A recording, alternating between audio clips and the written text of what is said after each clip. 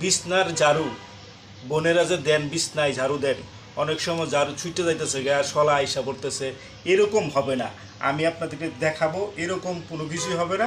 বিছনা ঝাড়ু দিতে পারবেন সুন্দর করে, একদম ভালো করে ঝাড়ু দিতে পারবেন আপনার বিছনার ঝাড়ু অনুযায়ী। আমি আজকে আপনাদেরকে দেখাবো কিভাবে ঝাড়ু বানানো যায়। এইভাবে ছিদ্র, এরকম করে ছিদ্র করবেন, এরকম করে প্রত্যেকটা, এই 5টা ছিদ্র হয়ে গেল। এখন আপনি কি করবেন, এই ছিদ্রর ভিতরে এরকম অল্প অল্প নেবেন, আগে অল্প অল্প করে ঢুকাবেন। এই এরকম অল্প অল্প এরকম ঢুকিয়ে নিলেন। প্রত্যেকটা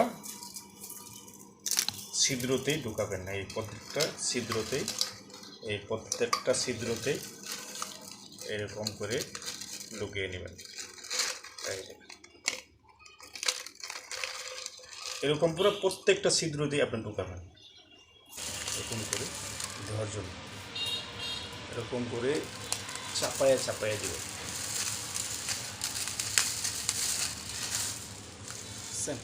এটা আপনার ফেলেও দিতে পারেন যদি ভালো।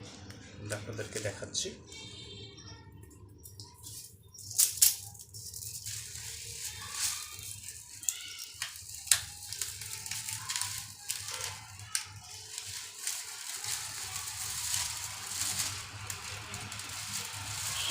এখন আমরা নিয়ে যাব আপনাদেরকে যেখানে আমরা রান্না করি, একটু সেকা দিতে হবে। এটা সেকা দিলে একটু সুন্দর একটা ঝাড়ু হয়ে যাবে, আপনি ঝাড়ু দিতে পারবেন।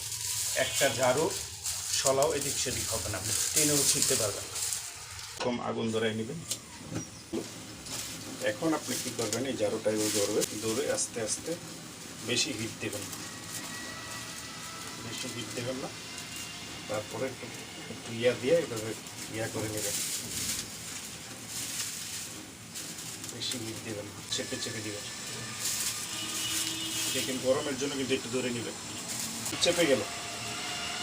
এখন আপনার বাসায় যেরকম নিয়ে ধরে নেবেন। আপনার বাসায় এরকম বোতল থাকলে দেন, আপনার এই ঝাড়ু থাকবে, আপনার দিয়ে ছুটবে না। যদি এই ঝাড়ু শলা না ভাঙেন, আপনার ঝাড়ু কিন্তু থেকে ঝাড়ু হয়ে গেল। এখন বিছনা ঝাড়ু দিতে পারবেন, এখান থেকে আর ছুটবে না। বন্ধুরা, ঝাড়ু তো হয়েই গেল, এটা টেনে ছুটাতে পারবেন না।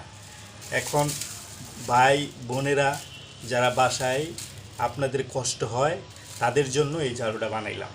যদি আপনারা ঝাড়ু দিতে চান এবং ঝাড়ু দিতে চান, লাইক কমেন্ট শেয়ার করে সবাইকে শেয়ার করে দেন, সবাই যেন এই ঝাড়ুটা বানাইতে পারে।